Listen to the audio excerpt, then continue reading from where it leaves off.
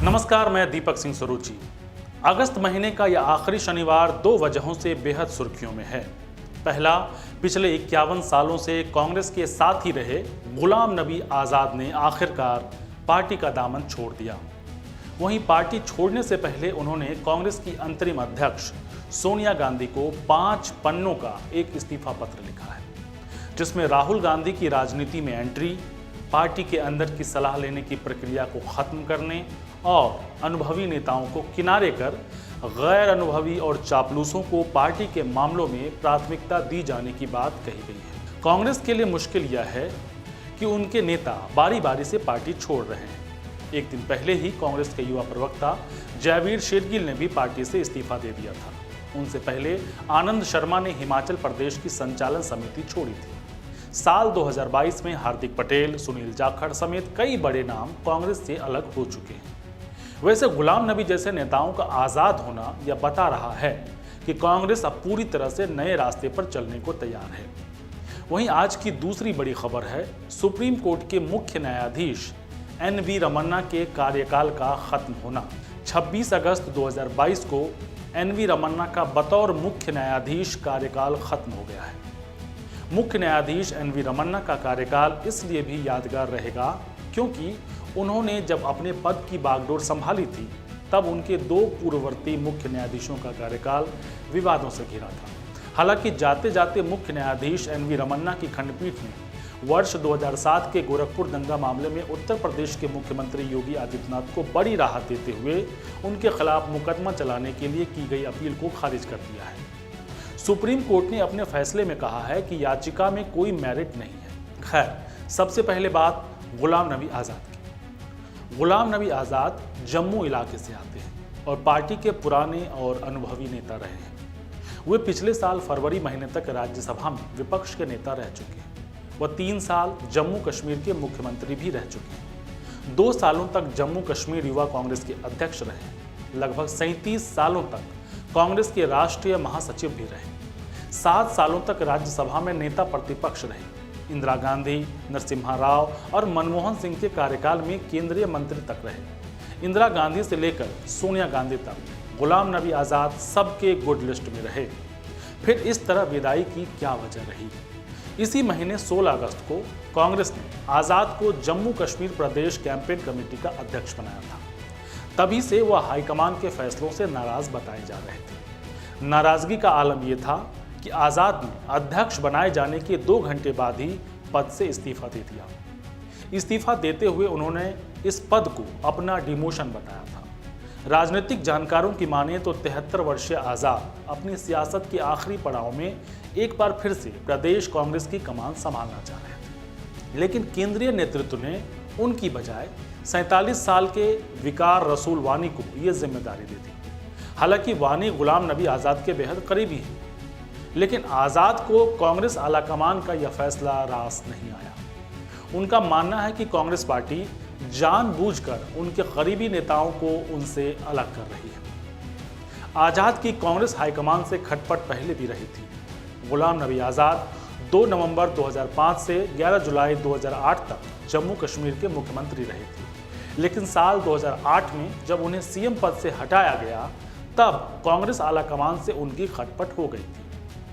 हालांकि इसके बाद 2009 में आंध्र प्रदेश कांग्रेस में जब विवाद शुरू हुआ तो उसे सुलझाने की जिम्मेदारी आज़ाद को दी गई। इसके बाद वो एक बार फिर गुड लिस्ट में शामिल हो गए, जिसके बाद उन्हें 2009 में प्रधानमंत्री मनमोहन सिंह के कार्यकाल में स्वास्थ्य एवं परिवार कल्याण मंत्री की जिम्मेदारी दी गई। 26 मई 2014 तक बतौर केंद्रीय मंत्री उनका कार्यकाल रहा, लेकिन इस बार अपने डिमोशन से वो इतने खफा हुए कि पार्टी से अलग होने का फैसला लिया।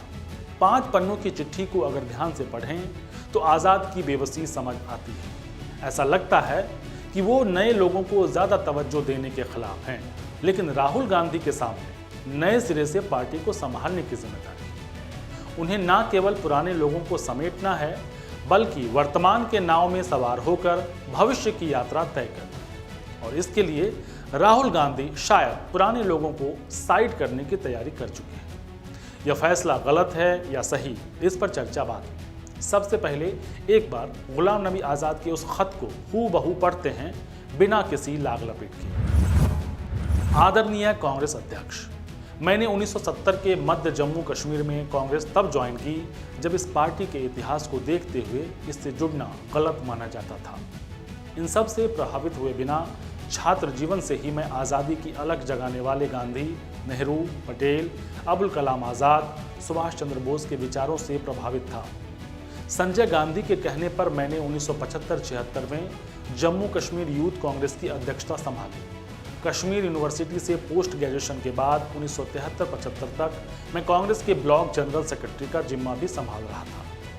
1977 के बाद संजय गांधी के नेतृत्व में यूथ कांग्रेस के जनरल सेक्रेटरी के पद पर रहते हुए मैं हजारों कांग्रेस नेताओं और कार्यकर्ताओं के साथ एक जेल से दूसरी जेल गया। तिहाड़ जेल में मेरा सबसे लंबा समय 20 दिसंबर 1978 से जनवरी 1979 तक था। तब मैंने इंदिरा गांधी जी की गिरफ्तार के खिलाफ जमा मस्जिद से संसद भवन तक विरोध रैली निकाली थी। हमने जनता पार्टी की व्यवस्था का विरोध किया और उस पार्टी के कायाकल्प का रास्ता बनाया जिसकी नींव 1978 में इंदिरा गांधी जी ने रखी थी। 3 साल के महान संघर्ष के बाद 1980 में कांग्रेस पार्टी दोबारा सत्ता में लौटी। संजय गांधी की दुखद मृत्यु के बाद 1980 में मैं यूथ कांग्रेस का अध्यक्ष बना। प्रेसिडेंट रहते हुए मुझे आपके पति राजीव गांधी को यूथ कांग्रेस में नेशनल काउंसिल मेंबर के तौर पर शामिल करने का सौभाग्य भी मिला। 1981 में कांग्रेस के स्पेशल सेशन के दौरान राजीव गांधी यूथ कांग्रेस के अध्यक्ष बनाए गए। यह भी मेरी ही अध्यक्षता में हुआ। 1982 से इंदिरा गांधी, राजीव गांधी, पीवी नरसिम्हा राव और मनमोहन सिंह के कार्यकाल में मैंने केंद्रीय मंत्री के तौर पर अपनी सेवाएं दी। 1980 के मध्य से हर कांग्रेस अध्यक्ष के साथ मुझे पार्टी में महासचिव के तौर पर काम करने का मौका भी मिला। मैं राजीव गांधी के कांग्रेस पार्लियामेंट्री बोर्ड का अध्यक्ष बनने से लेकर उनकी दुखद हत्या तक सदस्य रहा। इसके बाद नरसिम्हा राव के समय भी ये जिम्मेदारी तब तक संभाली जब तक अक्टूबर 1992 में उन्होंने इसे पुनर्गठित करने का फैसला नहीं कर लिया। मैं लगातार 4 दशक तक कांग्रेस वर्किंग कमेटी का भी सदस्य रहा।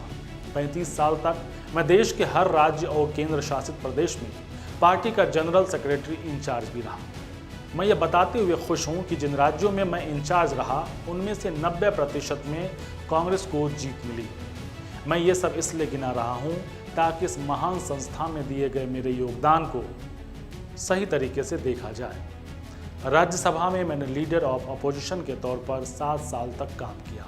मैंने अपनी सेहत और अपने परिवार को दांव पर रखते हुए अपने जीवन का हर लम्हा कांग्रेस की सेवा में दिया। बेशक कांग्रेस अध्यक्ष के तौर पर आपने यूपीए 1 और यूपीए 2 के गठन में शानदार काम किया। इस सफलता का सबसे बड़ा कारण यह था कि आपने अध्यक्ष के तौर पर बुद्धिमान सलाहकारों और वरिष्ठ नेताओं के फैसलों पर भरोसा किया, उन्हें ताकत दी और उनका ख्याल रखा। दुर्भाग्य से राजनीति में राहुल गांधी की एंट्री और ख़ास तौर पर जब आपने जनवरी 2013 में उन्हें उपाध्यक्ष बनाया, तब राहुल ने पार्टी में चली आ रही सलाह के मैकेनिज्म को तबाह कर दिया। सभी वरिष्ठ और अनुभवी नेताओं को साइड लाइन कर दिया गया और गैर अनुभवी चापलूसों का नया ग्रुप बनाया गया जो पार्टी चलाने लगा। सबसे ज्वलंत उदाहरण वह है जब राहुल गांधी ने सरकार के अध्यादेश को पूरे मीडिया के सामने टुकड़े टुकड़े कर डाला। कांग्रेस कोर ग्रुप ने ही यह अध्यादेश तैयार किया था। कैबिनेट और राष्ट्रपति ने इसे मंजूरी दी थी। इस बचकाना हरकत ने भारत के प्रधानमंत्री और राष्ट्रपति के औचित्य को खत्म कर दिया।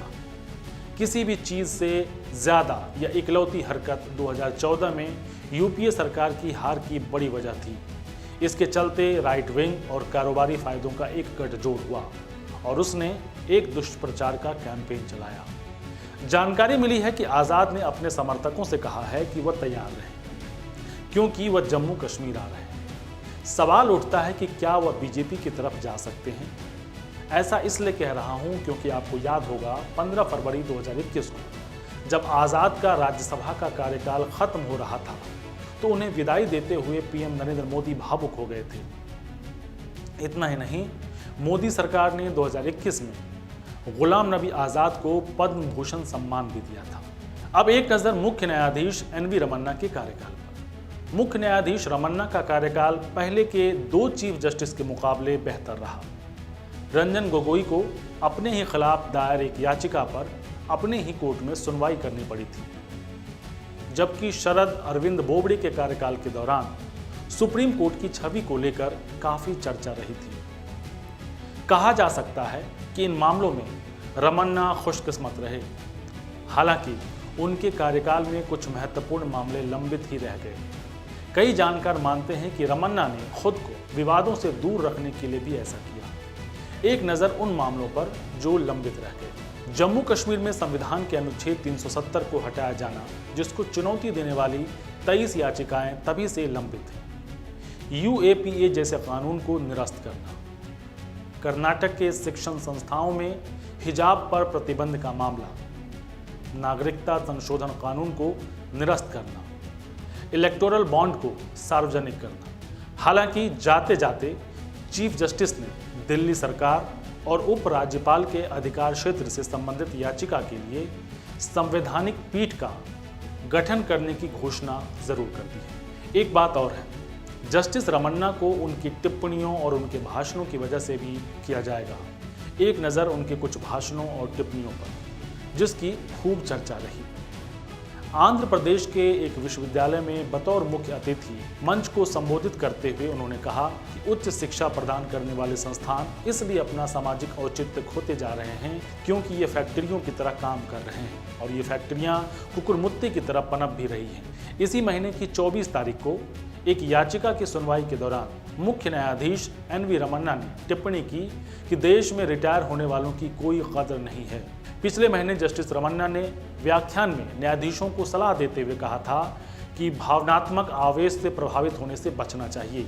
उनका मानना था कि इस तरह का भावनात्मक आवेश दरअसल सोशल मीडिया के जरिए ही ज़्यादा बढ़ रहा है। मीडिया ट्रायल का जिक्र करते हुए उन्होंने कहा था कि इंसाफ की कुर्सी पर बैठे न्यायाधीशों को सचेत रहने की जरूरत है। जरूरी नहीं है कि बढ़ा हुआ शोर यह सुनिश्चित ही करता हो कि यही सही है और बहुसंख्यक किस पर विश्वास करते हैं। इंटरनेट की चर्चा करते हुए उन्होंने कहा था कि हर दिन आते नए टूल्स में इतनी क्षमता है कि किसी भी मुद्दे को बढ़ा चढ़ाकर या तोड़ मरोड़ कर पेश किया जा सके। कुछ वर्षों के अंतराल में एक बार लोगों को शासक को बदलने का अधिकार जो मिला है, उसे तानाशाही के खिलाफ किसी भी तरह की सुरक्षा की गारंटी नहीं माना जाना चाहिए। जो रोजमर्रा के राजनीतिक संवाद होते हैं या जो चुनावी प्रक्रिया होती है और जिनके दौरान विरोध और आलोचना भी होती है, वो मूलतः लोकतांत्रिक ढांचे का ही महत्वपूर्ण और अभिन्न अंग है। सिर्फ इतना ही मान लेना कि आखिरकार जनता ही संप्रभु है, ये काफ़ी नहीं है।